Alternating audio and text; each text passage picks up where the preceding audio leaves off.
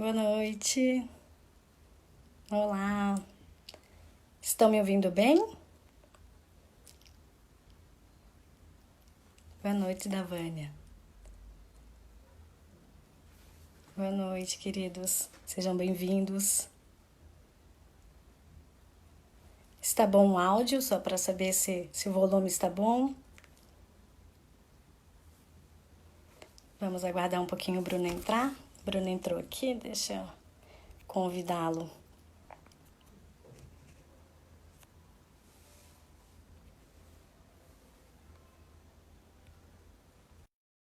Olá, Bruno.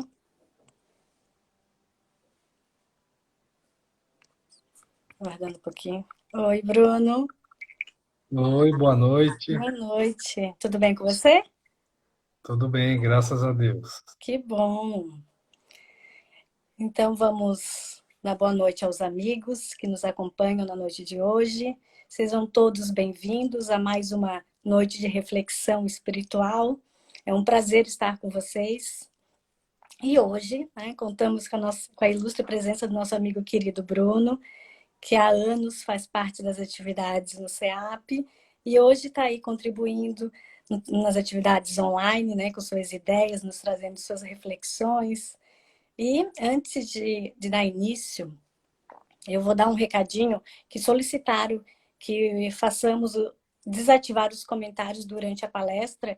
Então, eu vou estar desativando durante a palestra e quando faltar uns 5, 10 minutinhos para o Bruno concluir, eu vou liberar para vocês estarem fazendo as perguntas. Então, anotem as suas perguntas e no final vocês fazem para nós, tá bom? Vamos lá, Bruno? Vamos dar Vamos início? sim, vamos Então, tá começar. bom. Eu vou dar início com uma breve leitura do livro do Palavras do Chico Xavier, pelo Espírito Emmanuel, que nos diz o seguinte: enquanto cada um de nós transformasse em livro atuante e vivo de lições para quantos nos observam o exemplo, as fronteiras da interpretação religiosa cederão lugar à nova era de fraternidade e paz que estamos esperando. E como hoje nós vamos falar do o Sol de Assis, de São Francisco de Assis, nós vamos iniciar com uma prece, que é a oração de São Francisco. Vamos então, nesse momento, elevar nosso pensamento a Deus, a imagem de Jesus, nosso amado Mestre, e a boa espiritualidade que nos assistem. Senhor, fazei-me instrumento de vossa paz. Onde houver o ódio, que eu leve o amor. Onde houver ofensa, que eu leve o perdão. Onde houver discórdia, que eu leve a união. Onde houver dúvidas, que eu leve a fé. Onde houver erros, que eu leve a verdade. Onde houver desespero, que eu leve a grandeza da esperança. Onde houver tristeza, que eu leve a sua doce alegria. E onde houver trevas, que eu leve a luz. Ó Mestre, fazei que eu procure mais, consolar que ser consolado, compreender que ser compreendida, amar que ser amada, pois é dando que se recebe, é perdoando que se é perdoada, e é morrendo que se vive para a vida eterna. Amém. Então, Bruno, é com esse clima gostoso, de muito amor, que falar de São Francisco é falar de amor, é falar de paz, de alegria. Eu entrego a palavra a ti e que Deus te abençoe, querido, e que teu protetor possa te inspirar aí. Uma boa palestra. Obrigado, Mara, obrigado, querida. Então, uma boa noite a todos, né, oficialmente agora, aos que entraram depois também. Como a Mara falou, falar de São Francisco é falar de amor. E hoje o nosso propósito, nós nos debruçarmos sobre o livro Francisco, o Sol de Assis.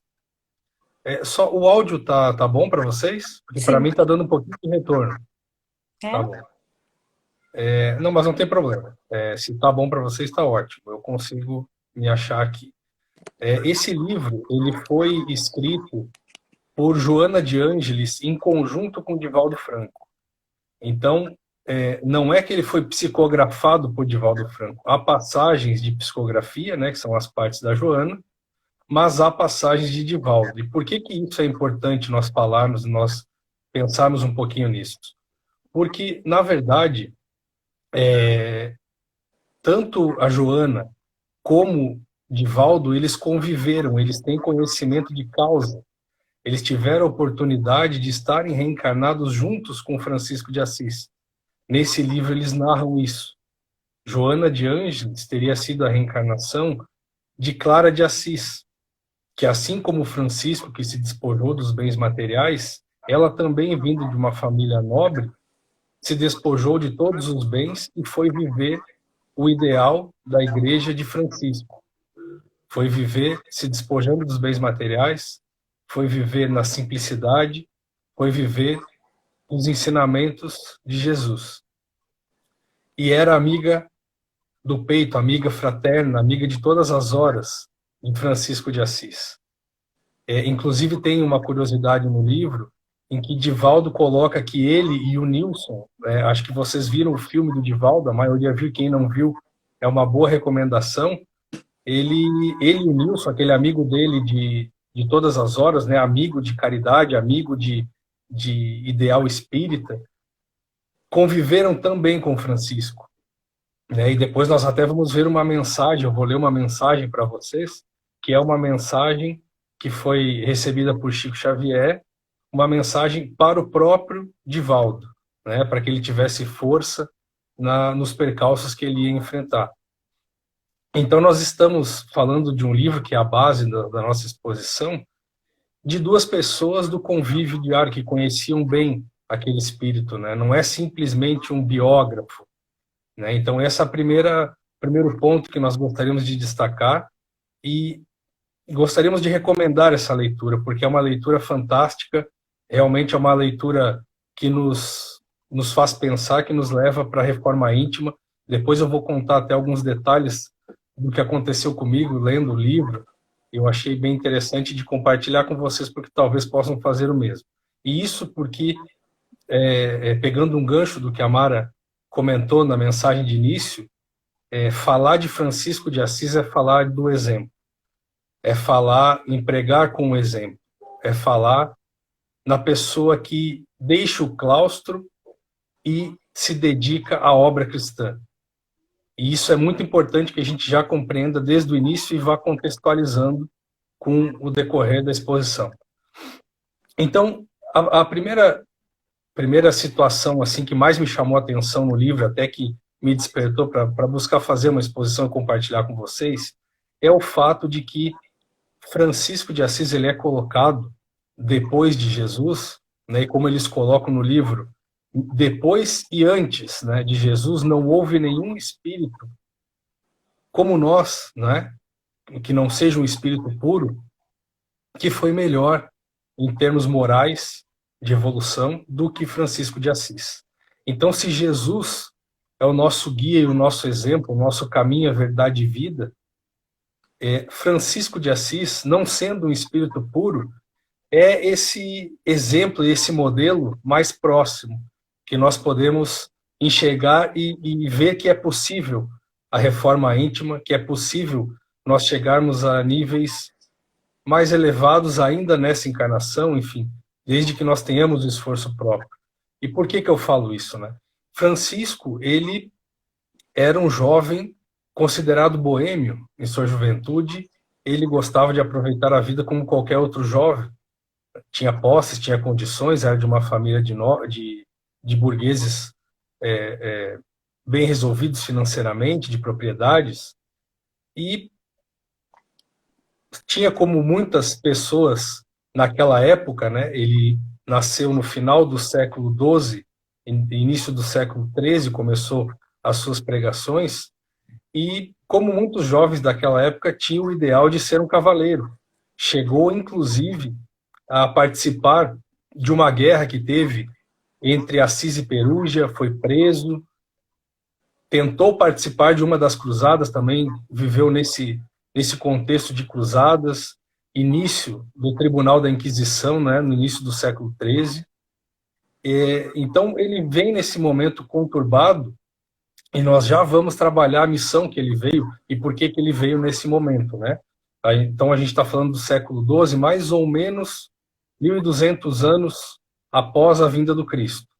Nós vamos deixar isso guardado para a gente tratar da missão dele rapidamente depois, porque eu queria trabalhar com vocês algo mais além também. É a gente contextualizar a personalidade de Francisco de Assis dentro do movimento cristão. E aí nós temos que considerar o cristianismo primitivo também. No livro A Caminho da Luz, Emmanuel nos traz a revelação de que Francisco de Assis é a reencarnação do apóstolo João. Então, nós temos, né, diversos fatos que nos demonstram a grandiosidade do apóstolo João, né? Ele era tido como o chamado, inclusive, né, nos evangelhos, como o apóstolo, o discípulo mais amado. Foi ele quem foi o único discípulo homem que acompanhou Jesus no Calvário, junto de Maria, né, algo que realmente sobressalta aos olhos, a força que ele tinha, ali ele já mostrando esse despojamento da matéria, né, se doando ao Cristo desde aquele momento. Ele fica com Maria e logo após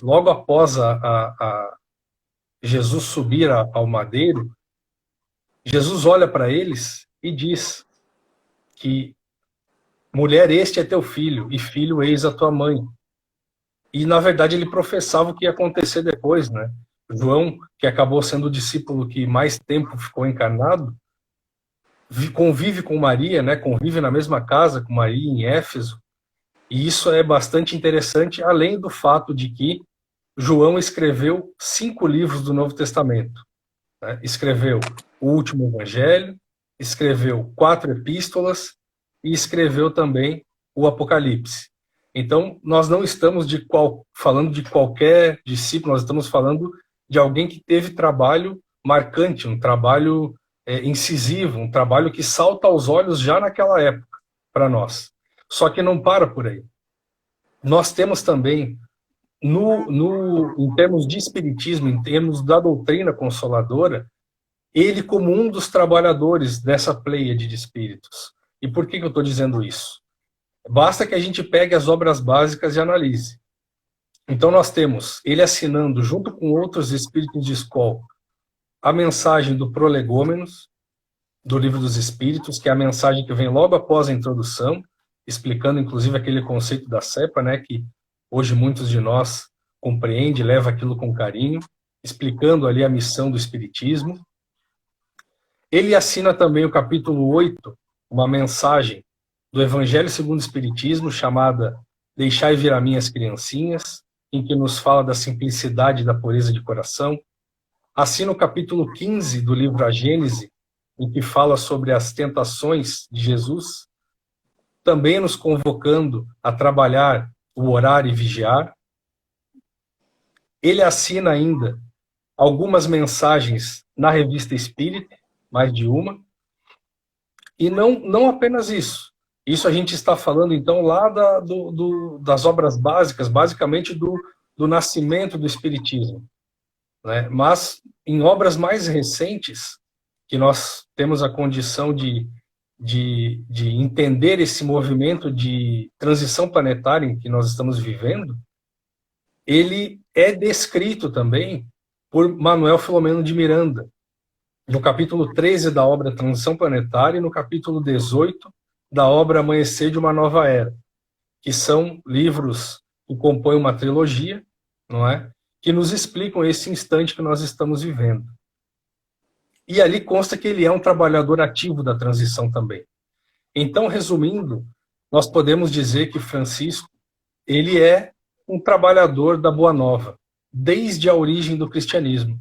Ele esteve presente em todos os momentos marcantes, vamos dizer assim, da trajetória do cristianismo na Terra e continua conosco hoje. E confesso para vocês, quando eu comecei a leitura, não tinha esse parâmetro, não tinha essa noção. E só de a gente ter essa certeza de que nós temos espíritos dessa envergadura nos acompanhando, nos fortalecendo, né? Basta que nós venhamos abrir nosso coração, que eles estarão nos amparando, já é um consolo e tanto, além de todo o conhecimento que a doutrina nos lega. Quanto à missão propriamente dita de Francisco, ele no início, como todos nós, não entendeu a sua missão. No início, quando ele foi convocado pelo Cristo para reerguer a igreja dele, para reconstruir a igreja dele, ele entendeu que Cristo estava falando da igreja material, que estava aos pedaços. E tanto foi assim que ele reconstruiu 2 igrejas, não apenas uma, em termos materiais.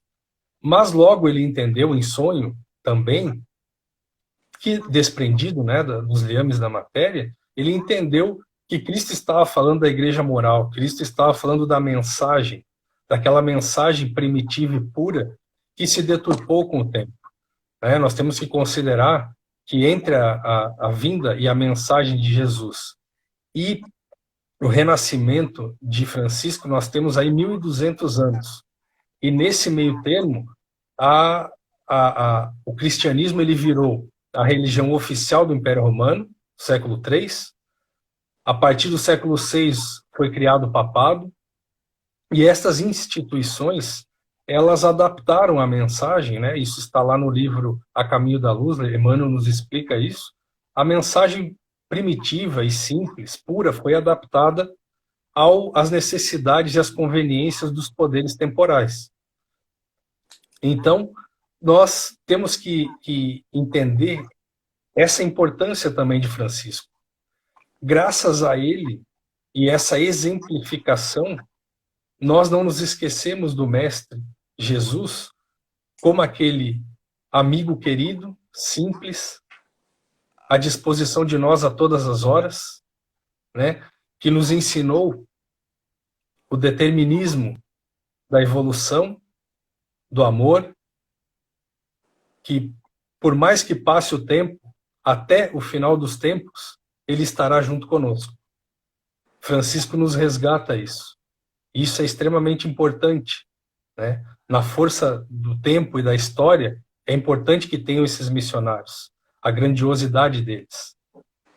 Então, basicamente, a missão dele foi essa reconstrução. E como que ele fez isso? Agora destacarmos a outra parte, as lições, o que ele nos trouxe, do que ele fez a revivescência do Evangelho. Em primeiro lugar, era a dedicação incondicional a Jesus e ao Evangelho. Imagino que não era no coração desse espírito ler os textos evangélicos e se recordar de ter convivido com Jesus, de ter convivido na mesma casa com Maria. É algo inimaginável. Eu fico até arrepiado de pensar o que seria isso, porque quando nós estamos em situações mais delicadas, como ele esteve também preso em Perúdia, como eu falei, em outros momentos da vida dele, também teve percalços e sofrimentos como nós. E nesses momentos, com certeza, ele se apegava, a própria obra narra que quando ele estava prestes a falecer, ele pede para escutar uma passagem do Evangelho que falasse sobre Maria. Imagina o carinho que não tinha nesse coração por esses personagens do cristianismo, né? Então, isso é importante. E ele traz isso no amor às criaturas. Algo que talvez mais tenha me marcado nessa leitura foi o amor às criaturas da natureza. E isso é algo que o próprio Divaldo nos coloca no livro.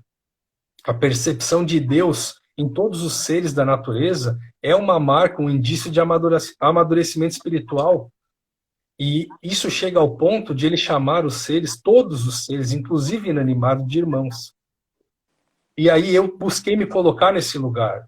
Busquei não apenas ler o livro, tentar praticar o que estava no livro. Ao menos essa parte que é um pouco mais fácil, né? Se a gente não consegue ainda nos despojarmos dos bens materiais, se nós não conseguimos ser tão simples e puros de coração, chamar o sol de irmão sol, é um pouquinho mais fácil. E qual não foi a minha surpresa quando eu busquei um lugar que era bem afastado?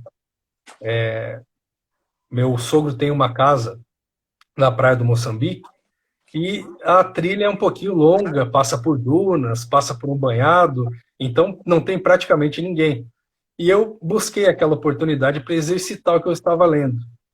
E eu comecei no trajeto um pouco acanhado, preocupado se tinha gente me olhando, né, envergonhado até um pouco, demonstrando a nossa condição ainda de inferioridade, né, moral, como se na verdade, como eu disse há pouco, se a percepção de Deus em todos os seres é um indício de amadurecimento, o contrário é verdadeiro. Então, naquele momento eu busquei me relacionar com o sol, me relacionar com as árvores, chamando-as de irmãs, conversar com os pássaros, conversar com a areia que estava sobre os meus pés.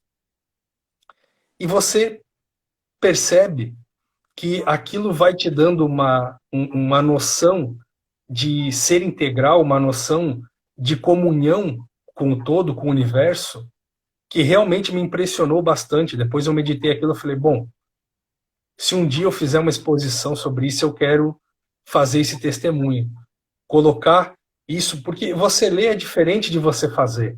E quando eu fiz aquilo, eu compreendi plenamente o que ele estava fazendo. É claro, porque você se sente grato. É muito mais fácil de você se sentir gratidão quando você se identifica. E lembrando dos meus outros estudos, né, lembrei do livro Evolução em Dois Mundos, em que André Luiz nos coloca que o princípio inteligente, como está lá no Livro dos Espíritos, ele evolui desde o cristal até a angelitude, até o anjo. Então, nada mais justo que nós façamos essa interação com todos os seres da natureza, porque, na verdade, nós estamos interagindo com Deus, com a criação divina. E ele fazia isso, inclusive, cantando aos quatro ventos. A sua alegria era reconhecida em todos os lugares. Paralelo a isso,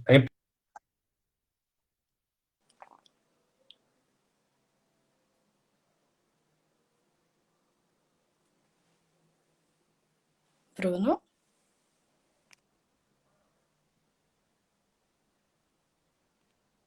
Acho que falhou aqui.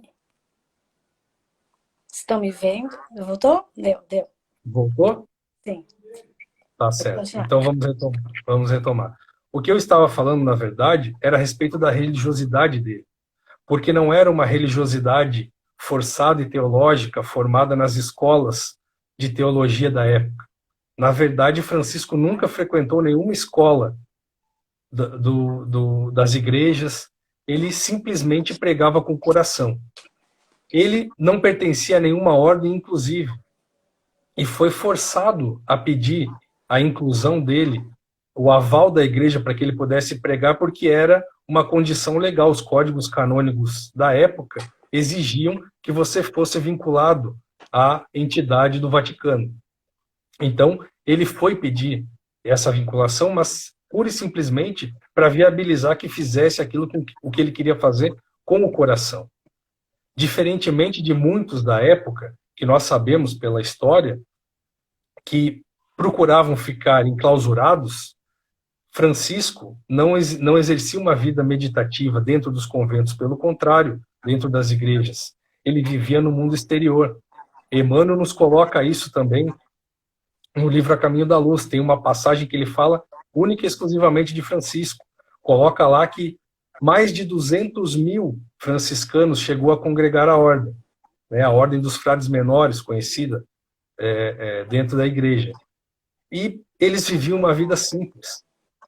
Depois de se despojarem dos seus bens materiais, eles buscavam colaborar com a comunidade, de todas as formas possíveis e necessárias.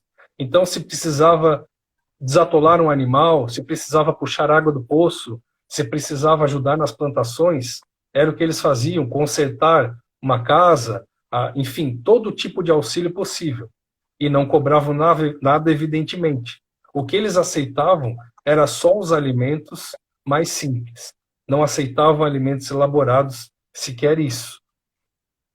Então, realmente, é uma chamada à simplicidade, né? Essa mensagem da simplicidade, que reflete, lembrando do Sermão da Montanha, a primeira bem-aventurança, não é? Jesus nos fala, bem-aventurados os simples de coração, bem-aventurados os bem-aventurados, os humildes, porque deles é o reino dos céus. Os pobres em espírito. É disso que estamos falando, é essa pobreza. A pobreza, na verdade, espiritual. A pobreza no sentido da humildade. De você se relacionar, inclusive, com os seres da natureza em padrão de igualdade. Você não procura impor nada. Você procura partilhar. Não é um relacionamento em que nós buscamos tirar proveito. É um relacionamento em que nós buscamos simplesmente evoluir em conjunto. E aí que eu acho que é realmente bem marcante nós ficarmos com esse sentimento em relação aos seres da natureza. Essa lição que ele nos traz. A outro ponto que também é bem interessante é o ponto que ele trata da liberdade plena, noção de liberdade plena. E essa noção de liberdade plena vem justamente dessa renúncia, da renúncia aos bens materiais, de você não ficar escravizado à matéria. É a vitória do espírito sobre a matéria. Nós, sem dúvida, estamos longe disso, mas temos condições de, no exemplo dele, buscarmos, nos esforçarmos para chegar lá. Então, Joana, no livro, ela nos traz um depoimento que eu queria compartilhar com vocês. Ela coloca assim: começaste o despojamento liberando-te das coisas, para poderes libertar-te de ti mesmo, a fim de te entregares a ele por inteiro. Ela está falando aqui do Cristo, de te entregares ao trabalho do Cristo por inteiro. E ela continua: livre aqui é aquele que nada mais dá, pois é aquele que mais tem para doar, enquanto que aquele que espera ser servido e receber é o que menos tem, pois pouco se exercita na sagrada ação de repartir aquilo que transitoriamente possui. Isso é de uma profundidade, nós não entendemos como assim doar mais. Aquele que mais tem, claro, aquele que mais tem é aquele que mais doa. E nós não estamos falando aqui de bens materiais. Nós estamos falando de um espírito que notoriamente se despojou de todos os bens materiais. Ele só tinha o básico para viver, como as aves do ar, as aves do céu, como nos ensina o Evangelho. Se Deus dá às aves do céu tudo o que elas precisam, por que não dará aos seus filhos, maiores que somos nós? Não é? Ele doava o amor, ele doava a sua simplicidade, a sua humildade. Nós sabemos que uma pessoa em necessidade, em aflição, o que ela mais quer é um sorriso. É essa caridade que ela precisa. Muitas vezes ela nem lembra mais da fome. É importante, sem dúvida é importante. Mas é extremamente importante nós termos essa noção de que o carinho e o acolhimento muitas vezes é mais significativo do que um prato de comida. Esse é o exemplo que ele nos traz, que é possível. E todos nós temos condições de ter mais, de dar mais. Esse símbolo do amor, da fraternidade, da simplicidade, para nos relacionarmos. No fim das contas, é isso que trata a humildade que nós muito temos dificuldade de reconhecer, de compreender, de chegar no conceito final, né, no conceito máximo. E é isso, é a simplicidade.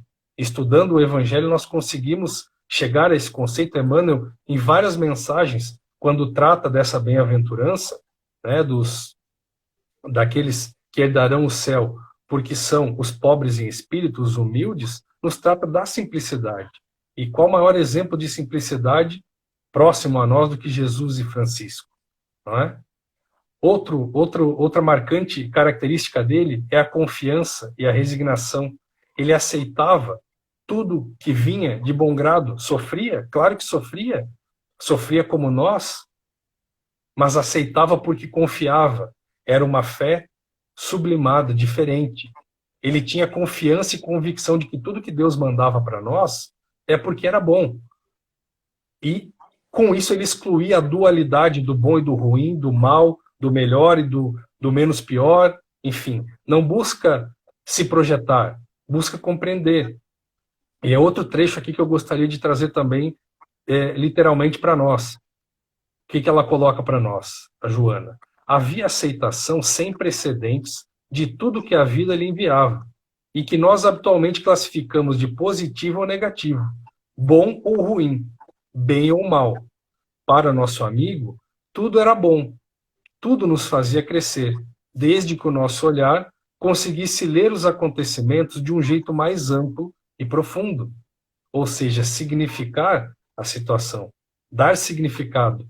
Não é outro conteúdo da mensagem que ele manda, como eu mencionei no início, para vocês, para o nosso querido Divaldo, por intermédio do Chico.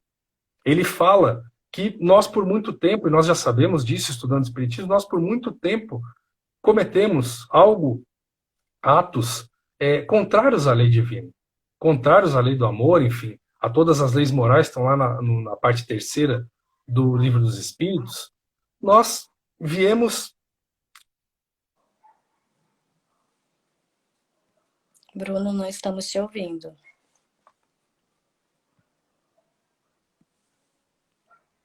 Bruno?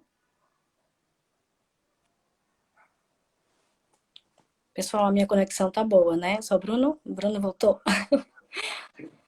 Vendo aqui que ele está pensando um pouquinho, eu parei a exposição, okay. Então a gente pode dar continuidade. Então, como eu falava, ele nos coloca que nós viemos transgredindo a lei ao longo da história, por sermos simples e ignorantes, ainda estarmos aprendendo, e na mensagem, Francisco expõe isso a Divaldo, dando força a ele para ele continuar. E ele nos diz o seguinte, isso é literalmente, são palavras de Francisco de Assis.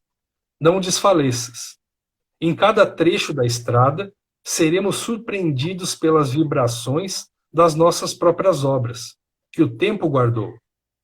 É preciso que a esponja do trabalho incessante funcione em nossas mãos, ligada ao nosso coração e à nossa mente, para que os dias, para nós, na atualidade, sejam marcos redentores. Claro, Divaldo não sabia isso? Claro que sabia, mas é diferente nós temos o conforto de um amigo com quem nós já convivemos, e principalmente de um amigo dessa envergadura. Um amor transcendental desse nos dá mais força, não é? E vamos e convemos, Divaldo precisa dessa força, assim como nós também precisamos, né, como trabalhadores menores da seara espírita.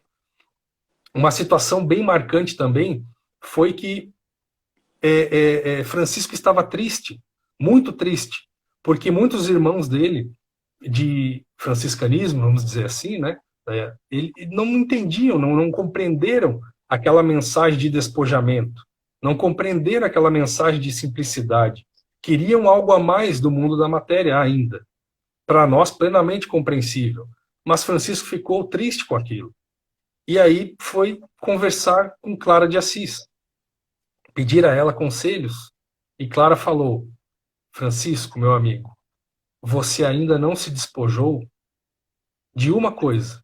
Você conseguiu se despojar de todas as outras, de todos os bens. Você se desprendeu, mas você não se desprendeu da principal, talvez. Nós somos apenas trabalhadores. Nós somos convocados pelo Cristo. Nós somos responsáveis por darmos o nosso máximo no trabalho agora, mas o resultado, esse só pertence a Jesus. É claro, e nós temos que colocar isso também em nosso coração. Nós não somos responsáveis pelo resultado. Quantos séculos depois nós estamos aqui hoje tratando dos resultados do trabalho dele, da exemplificação dele? Sem dúvida, isso pertence a Jesus, ele foi um missionário convocado pelo Cristo. Então, a todo momento nós estamos falando da simplicidade, nós estamos falando do exemplo, né? E talvez, para finalizar, né, a nossa exposição, enfim, para a gente colocar uma visão mais geral, o que a gente está falando aqui é o que o próprio Evangelho nos diz, é o que o livro dos Espíritos nos diz, que nós temos que combater as chagas da humanidade. E as chagas da humanidade são o orgulho e o egoísmo. Ora, o oposto do orgulho é a humildade. E o oposto do egoísmo é a caridade. Quem melhor que Francisco nos exemplificou a humildade pela simplicidade e a caridade por buscar doar sempre mais do que receber, perdoar do que ser perdoado, consolar do que ser consolado. dentro das nossas possibilidades, nós sem dúvida nenhuma podemos começar. Começar hoje, se não tivermos condição de começar hoje, começarmos amanhã ou depois, mas começarmos.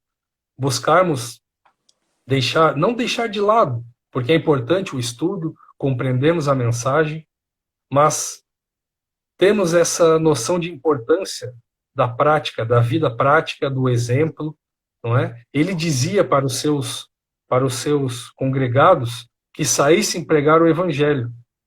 Se precisassem, utilizassem palavras.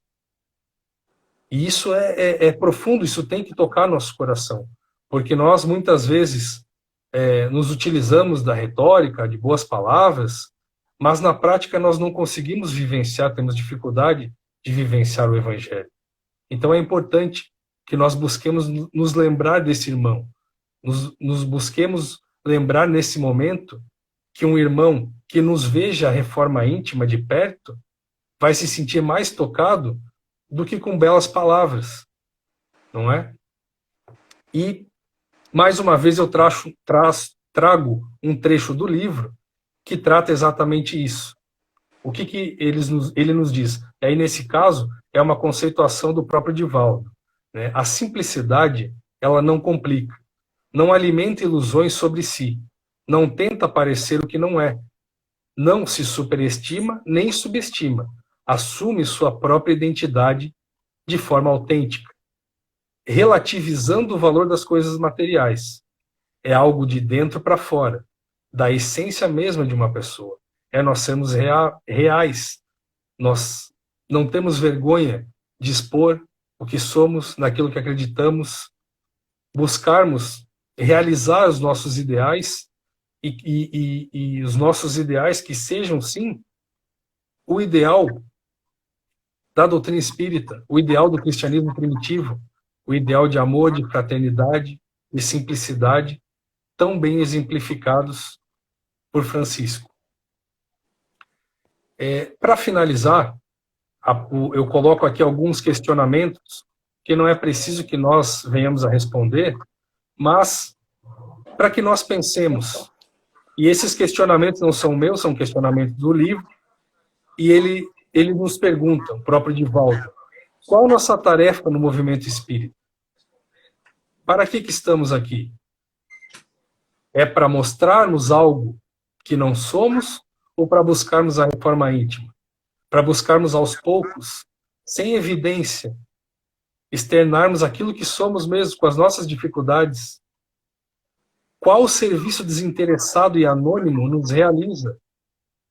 Aquilo nos traz prazer? E hoje eu comentava com um amigo do CEAP a saudade que eu estava de recebê-lo na recepção da casa, e ele sempre vinha a mim e me dava um abraço e me dizia, grande Bruno. E eu ainda falava, grande para os lados. E isso realmente ele disse, é verdade, né, meu amigo? Que saudade de poder dar um abraço. É nós valorizarmos essas coisas simples. Com certeza era o que Francisco valorizava, se relacionando com os próprios seres que nós mal dizemos inferiores da natureza, são nossos irmãos, não é? Ali há o princípio espiritual evoluindo. E nós podemos, sim, a partir do exemplo dele, enxergar isso. Era isso, meus irmãos, que eu tinha para compartilhar com vocês, o meu estudo a respeito desse livro fantástico da Joana e do Divaldo. Recomendo a leitura. E eu não sei se temos questionamentos, se há tempo também. Tem alguma coisa, Mara? Sim, Bruno, estamos dentro do horário, tá bem certinho, ainda temos tempo. Só que perguntas ainda não foram feitas, só elogios, claro, pela palestra, que palestra sensacional, Bruna, a Jéssica falou, a Patrícia falou, palestra maravilhosa, a Lízia falou, linda palestra, Bruno. Então, são só elogios, né? Francisco é inspirador, a Leila colocou, né? E só linda mensagem, a Luca também colocou, o Milton está te mandando um grande beijo, e a Sonara dizendo que amou a palestra, e não tem como não se emocionar. Agradeço muito, Bruno, por nos dar esse banquete espiritual. É muita emoção falar de Francisco de Assis, né? toda essa trajetória desse espírito tão iluminado. Então, obrigado por encher nossos corações com essa alegria, com essa emoção, ter feito-nos tão bem nesses instantes contigo. Foi maravilhoso. Parabéns. Que Deus continue te abençoando, que tu esteja mais vezes aí conosco para divulgar essa palavra, essas tuas reflexões. Foi Tá inspirador. certo. Eu agradeço bastante. Vou externar para vocês o que eu aprendi lendo o livro, né? Nós estamos aqui para fazer de acordo com as nossas possibilidades e sem pensarmos que somos mais ou menos, sem pretendermos também, né? Tentamos trazer o máximo de simplicidade possível, porque é o que o livro nos inspirou, e lembrando que o trabalho final é sempre do Cristo. Se nós estivermos nessa fileira de trabalhadores da Seara, já é uma grande coisa para todos nós. Se não houver perguntas, eu trouxe aqui uma mensagem. Na verdade, eu queria fazer um exercício com vocês. Se eu conseguir, se eu não conseguir, eu peço a compreensão. Mas eu queria convocar todos vocês Bruno, que nesse tem momento... uma pergunta, tu me dá licença? Claro, vamos lá. Bruno, nessa pandemia, o que seria na espiritualidade? Não sei o que é. Nessa pandemia... Não é bem sobre Francisco de Assis, mas, Bruno, nessa pandemia, o que seria na espiritualidade? Bom, assim, ó, a relação que eu faço, ó, eu acho que está ali embaixo, né? Qual a prova essa pandemia em nossas vidas de tanto temor? Não sei se é a mesma pessoa que fez a pergunta. Foi, sim. Qual a prova? Então, assim, nós já sabemos, né, por várias mensagens, tanto o Haroldo tem falado muito disso, Haroldo Dutra Dias, Divaldo tem falado também, Alberto Almeida, vários ícones, né, do espiritismo atual têm nos trazido mensagens sobre isso. E penso que sim, tem muita relação. Eu até tinha colocado uma parte sobre isso, mas eu queria realmente que nesse momento a gente pudesse, ao menos no tempo que nós tínhamos antes, falar de Francisco. Mas tem tudo a ver com a mensagem que ele nos traz, até pelo momento que ele passou, né? Quando ele não tinha ainda compreendido a mensagem de Jesus e a sua missão, a sua convocação para reconstruir a igreja moral, né, a mensagem, trazer ela de volta, aquela revivescência do cristianismo primitivo. Ele, quando foi preso em Perúdia e adoeceu na prisão, ele teve condições de meditar por muito tempo, né? Ele também ficou enclausurado, ele ficou em distanciamento social. E naqueles momentos em que ele estava preso, ele pôde refletir, ele pôde buscar, compreender, ouvir aquela voz interior, trazer a mensagem do que é o mais importante. E lendo o livro e trazendo o que eu trouxe hoje para vocês, né, compartilhando esse conhecimento que o Divaldo e a Joana nos trouxeram, eu percebo que realmente é daquilo que eu estava falando. A saudade que me deu de dar um abraço no meu amigo, não é segredo para ninguém, meu amigo Milton, que se manifestou ali hoje, né, me mandou uma foto de Francisco mais cedo, me encorajando, né? Isso é de uma importância, porque nós nos sentimos mais fortes junto dos corações que nos são amigos, não é? Saber que a Mara ia estar comigo hoje foi uma alegria tão grande, né? Nós que estudamos juntos, né, Mara, na terça, estudamos na quinta, estar perto de todas essas pessoas que se manifestaram hoje, a Vânia, a Pati, eu estou vendo aqui o Emerson, meu grande amigo lá do Rio Grande do Sul, também trabalhador da Seara. Enfim, nós precisamos valorizar mais isso.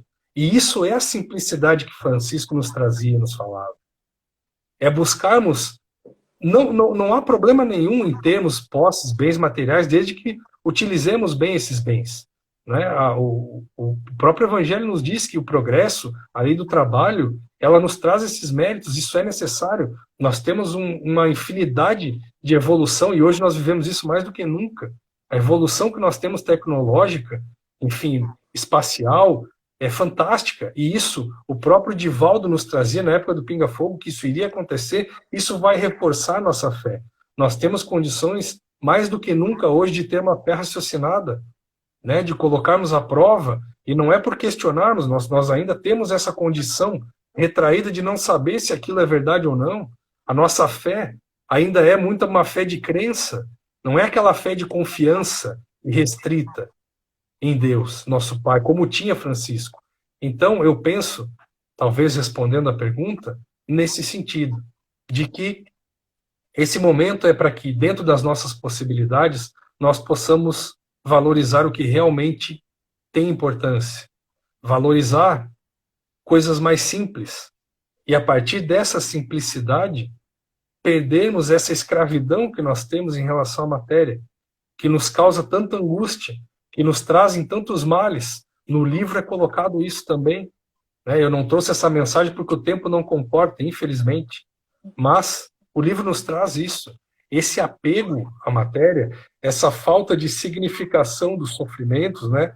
Das aflições, que é a segunda bem-aventurança, porventura, né? Bem-aventurados os aflitos, porque serão consolados. Mas nós só vamos ser consolados se nós conseguirmos significar, dar um significado para aquela aflição, entender que aquilo não é um mal. Aquilo é, como eu disse a mensagem antes, aquilo é algo que nós mesmos plantamos. E que como nós burlamos uma lei universal, uma lei de Deus, uma lei divina, uma lei natural, nós precisamos compreender. É como eu explico para o meu filho aqui em casa, quando você bota a mão no fogo e dói, tu não bota de novo, porque tu sabe que dói muito, dói muito. Então eu fico pensando assim, o amor que nós temos pelos nossos filhos, como que nós não vamos entender passando uma dificuldade de saúde com o filho, porque antes provavelmente nós não demos tanta atenção à paternidade. E cada vez mais nós vamos aprendendo.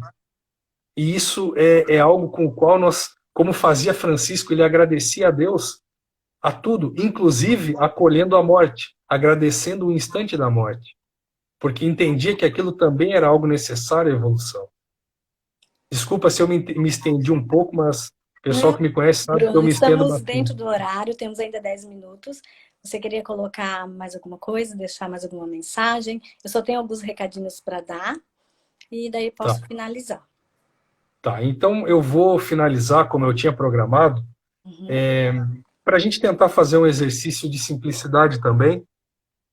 Eu queria que vocês tentassem me acompanhar, e que nesse momento nós fechássemos os nossos olhos e buscássemos enxergar a figura de Francisco, aquele irmão, amigo, querido, franzino, vestido com seu hábito marrom, simples, não tendo dinheiro, comida, nem nada de alegrias maiores a nos oferecer. Apenas o amor dele, o carinho, o acolhimento, a bondade, aquele magnetismo, tal qual o Cristo tinha, da boa vontade e do amor sem limites a todos os seres. E eu vou ler para vocês, porque eu não sei cantar, eu vou ler para vocês uma música, a música Imagine, de John Lennon. E se vocês quiserem acompanhar de olhos fechados, buscando refletir sobre essas palavras e como isso tem relação com os ensinamentos e com o exemplo de Francisco, eu acho que isso é muito legal. Eu não posso fechar os olhos, porque eu ainda não consigo ler de olho fechado. Tá, Bruno? Tá bom, um dia eu chego lá. Imagine que não existe paraíso. É fácil se você tentar. Nenhum inferno sobre nós, acima apenas o céu. Imagine todas as pessoas vivendo o presente, sem países nem fronteiras, motivos para matar ou morrer, e nem religião também. Não é difícil. Imagine todas as pessoas vivendo a vida em paz. Imagine que não existe propriedades e posses. Será que você consegue? Sem ganância ou fome, vivendo a fraternidade humana. Imagine todas as pessoas compartilhando o mundo inteiro. Você pode dizer que eu sou um sonhador, mas eu não sou o único. Tenho a esperança de que um dia você se unirá a nós e o mundo será um só. Então, meus queridos irmãos, que a paz de Jesus e do nosso amigo Francisco seja sempre conosco. Meu Deus, Bruno, estou tentando conter as lágrimas, meu coração está transbordando de emoção e de amor. Obrigada. Obrigada, Eu, eu, obrigada por ser eu um ser tão confesso, iluminado e nos eu trazer. confesso que chorei muito antes. Eu li tantas vezes isso para chorar bastante e secar, porque senão eu tenho certeza que eu Gente, ia você pegou chorar pesado, junto se com você. superou hoje.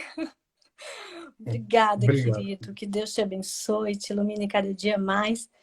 Que você possa trazer sempre essas emoções boas para nós, essa alegria. Obrigada. Eu tenho que dar uns recadinhos aqui antes de finalizar, que eu preciso aproveitar para divulgar as nossas redes sociais. Então, nos acompanhe também lá no YouTube, no blog, no grupo de WhatsApp, que nós temos um grupo fechado onde nós diariamente mandamos mensagens. Temos também grupos de estudos, aquelas pessoas que quiserem participar, já acontecia, né, no CEAP, agora está acontecendo também online, na segunda, terça e as quinta-feiras, né, Bruno? Estamos sempre juntos aí. Aqueles que tiverem interesse, né, é só contatar nós através dessas redes sociais. Também fazemos o atendimento fraterno. Aquela pessoa que precisar de atendimento fraterno, é só entrar em contato conosco, que também estamos fazendo esse atendimento online. E é isso, né? Não tem mais nem palavras. Você Foi muito fechou legal, já. foi muito bom. Mas, então Aqui. vamos, só para finalizar mesmo, vamos elevar nosso pensamento mais uma vez, né, a Deus, agradecer a presença, a colaboração e a boa energia e boa vibração de todos que nos acompanharam, né? Um grande abraço e um beijo em todos vocês. E vamos agradecer o amparo divino, que possam nascer novas e boas reflexões em nossos corações depois desse banquete que o Bruno nos trouxe na noite de hoje. Que o Senhor conceda a cada um de nós uma abençoada e iluminada semana. A prece. Pai nosso, que estais nos céus, santificado seja o vosso nome. Venha a nós o vosso reino e seja feita a vossa vontade, Senhor, assim na terra como nos céus. O pão nosso de cada dia, dai-nos hoje. Perdoa, Senhor, nossas dívidas, assim como nós perdoamos aos nossos devedores. E não nos deixeis cairmos em tentações, mas livra-nos de todo mal, que assim sempre seja. E é nesse clima bom, né, que nós vamos, então, porque daqui a pouco fecha aqui o Instagram, fecha automático. Então vamos encerrar, né? Porque o horário está dentro, mas agradeço de coração a presença de todos, todos os comentários. Tem muitos parabéns aqui, amigo. A Gabriela está te mandando. Muito boa palestra. São só elogios, Bruno.